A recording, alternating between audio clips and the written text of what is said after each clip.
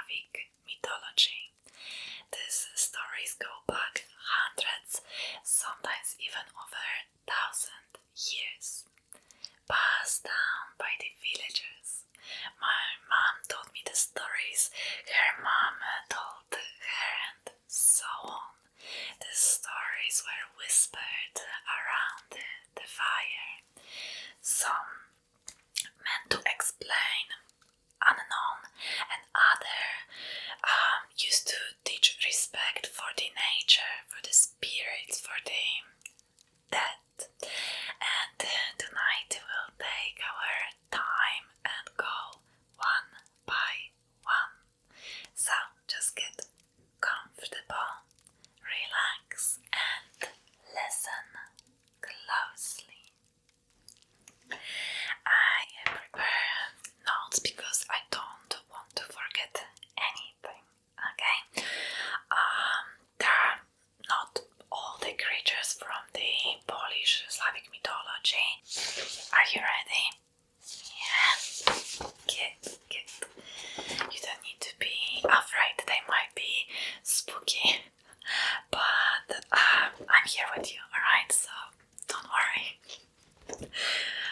Okay, we'll start with one of the most iconic Slavic spirits, the lesie.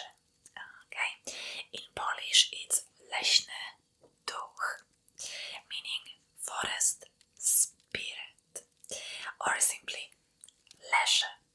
He appears across Eastern European folklore in Russia, Belarus, Ukraine, and of course, Poland. The lesie is considered the protector of the forest and animals. He usually appears as a tall, humanoid figure with bark-like skin, green glowing eyes, and beard made of moss or twigs. He can shapeshift, control animals, and change his size from a blade of grass to a giant the size of a tree. In old Slavic beliefs, the forest was sacred and dangerous, a place you had to treat with respect. If someone harmed the forest, cut down too many trees, killed animals without need, the lesie would get angry. He might lead them in circles, make them lose time, even steal their shadow, which was believed to be part of a peasant's soul. But he is not evil, he just defends nature.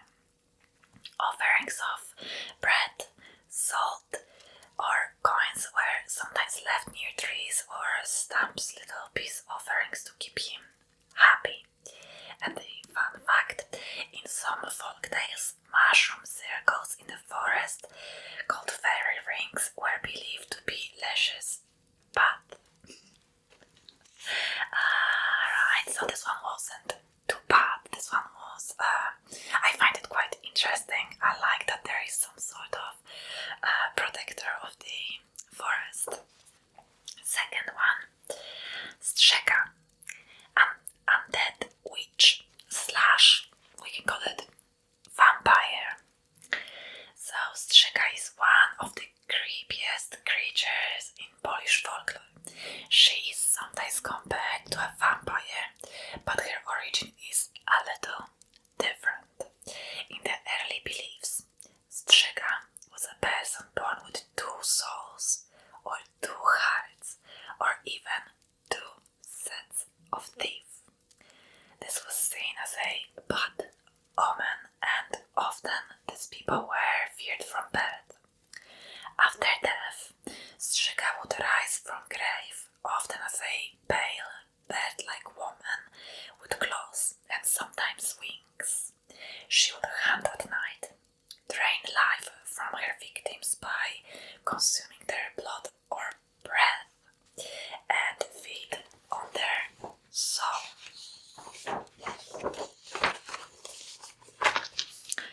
The belief was so widespread that burials were adapted to prevent someone from becoming Strzeka.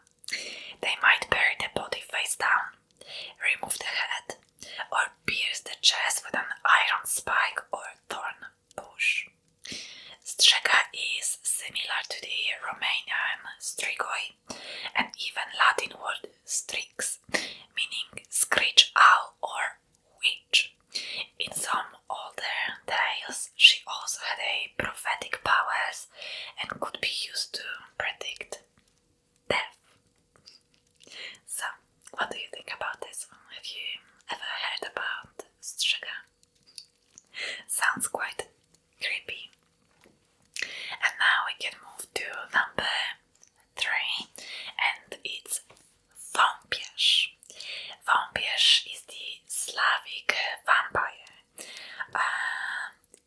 known in Poland and South Slavic lands.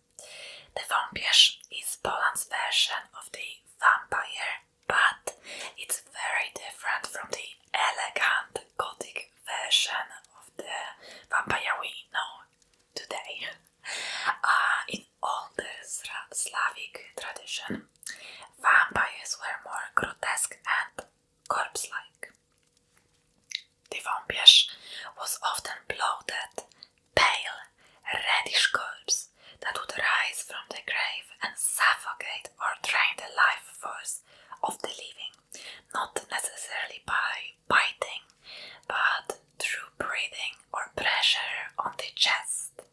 This ties into sleep paralysis experience, which people believed was caused by vampires sitting on your chest at night.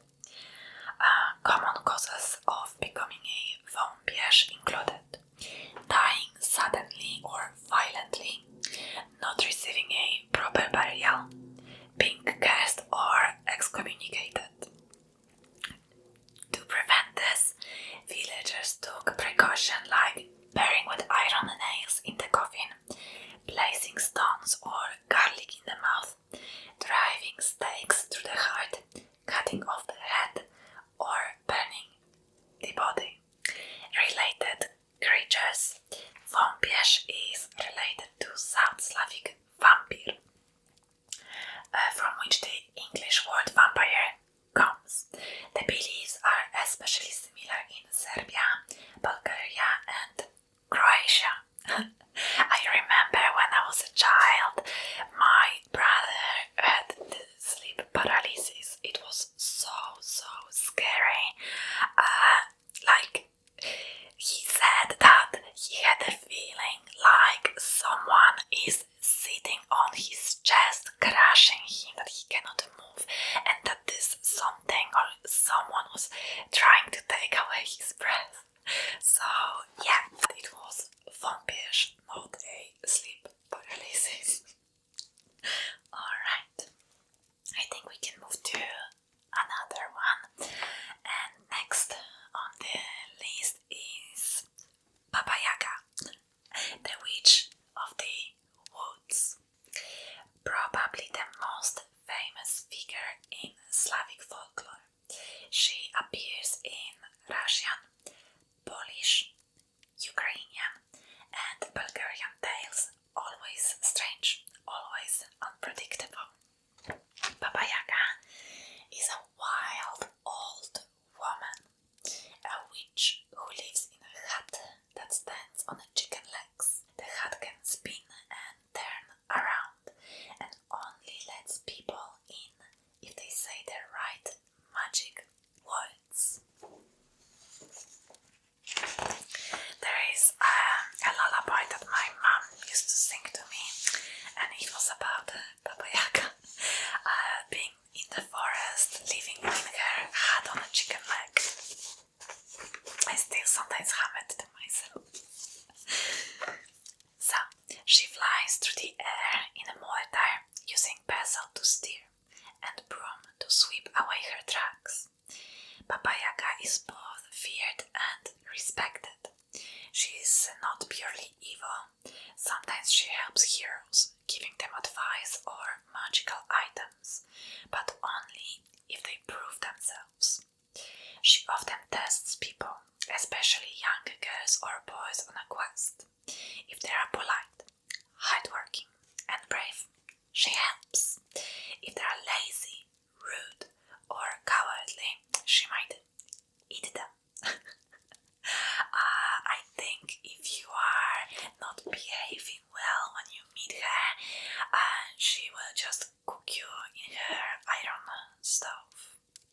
So Baba Yaga is not really a bad or good creature, because if you behave yourself, she will be alright with you. It's only if you are naughty and misbehaving, then she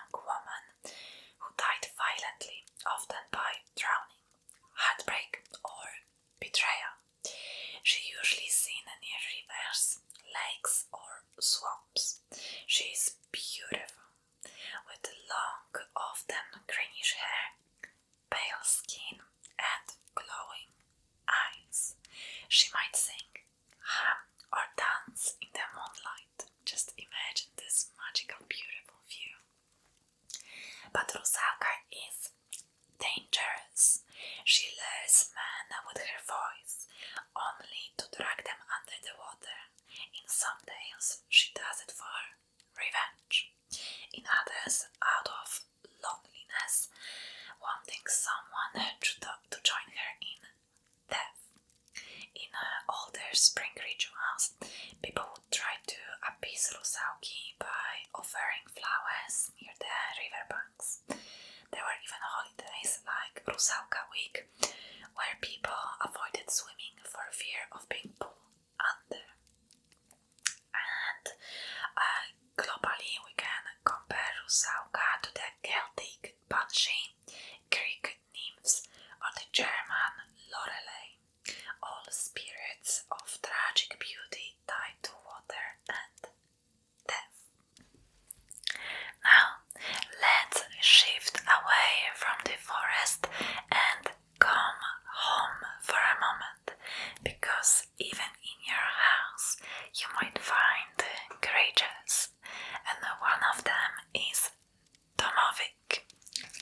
In Slavic folklore, especially in Poland and Russia, the domowiec is protective household spirit.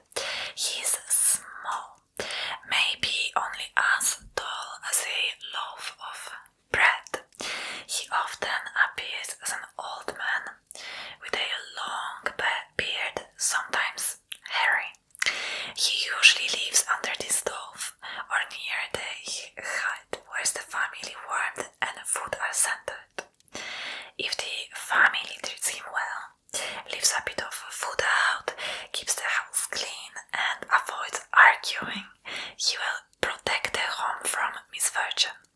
He might even help with chores at night, but if he is disrespected, if there is yelling, or if he is ignored for too long, he starts causing trouble. Noisy nights, cold room, missing socks. Some say you should always leave a bit of bread and salt before moving to a new home, just in case the domowiec follows you. That's so cute. Next is Kikimora, and I find her really creepy. She's spirit of chaos, but not like domowiec. Not all of the creatures that live in our houses are kind. Kikimora, she is like the domowiec's shadow, a female household spirit, thin, long-haired, and often dressed in laddered clothes. Kikimora sneaks around when the house is messy, when people leave dirty dishes, drop needles, or forget to sweep behind the furniture. She's thriving in disorder. She tangles your thread if you are a viewer. She makes the dog bark at night. She can even sit on your chest while you sleep, giving you nightmares. Some stories say she used to be a lost soul, a woman who died tragically, or a restless spirit with nowhere to go. If you want to keep her calm, clean your house before bedtime, light a candle, and don't forget to thank your domowiec. Next on the list, and I think its last one, is Wodnik. And Wodnik is water goblin. And I remember my mom scaring me with him quite often, and I know why she did it. She just wanted to keep me away from water, so nothing bad will happen. But yeah, my family used to threaten us with this Slavic folk creatures very, very often. Okay, let's jump to it. Wodnik. So now we are leaving the house and going outside again, near the lake.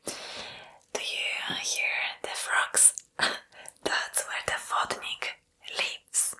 The Wodnik is a male water spirit found in rivers, ponds and lakes across Slavic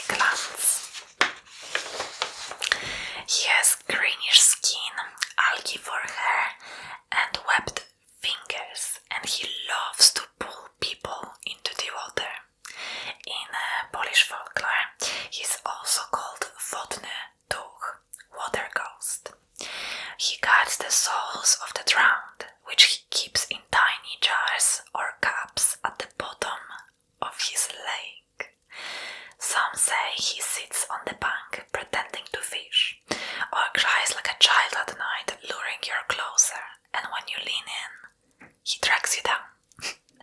In some versions, he just wants company. In others, he is jealous of the living